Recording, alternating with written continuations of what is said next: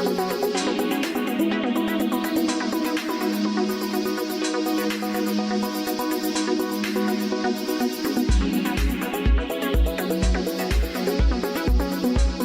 आप देख रहे हैं एनएमएफ न्यूज और मैं हूं आपके साथ वैशाली।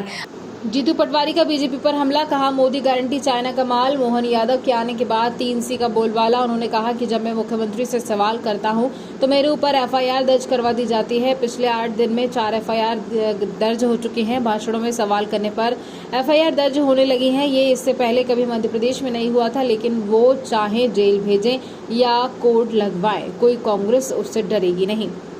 जीतू पटवारी ने कहा कि मध्य प्रदेश में जब से मोहन यादव मुख्यमंत्री बने हैं तब से 3C का बोलबाला हो गया है। उन्होंने कहा है कि सीएम बनने के बाद से क्राइम बढ़ गया है, कर्ज डबल हो गया है और करप्शन चरम पर है। बीजेपी पर आरोप लगाते हुए उन्होंने कहा कि अब सरकार को माफिया चला रहे हैं और जनता परेशान है। इसी के साथ उन्होंने कहा कि मोदी की गारंटी चाइना का माल है।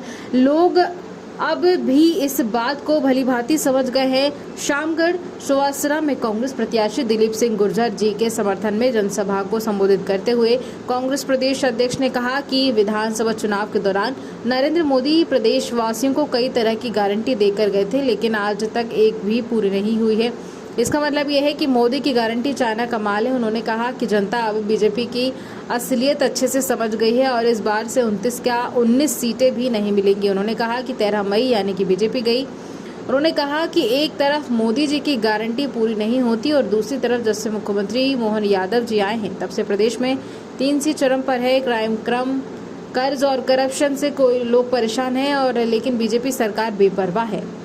अब बीजेपी की भाषा बदल गई है। अब उनकी भाषा हो गई है मांस मछली मटन, वेज नॉन वेज, वाम दल, मंगलसूत्र, घुसपैठिए, ज्यादा बच्चे। ये देश के प्रधानमंत्री के शब्द हैं। भोपाल से राजेंद्र जैन की रिपोर्ट।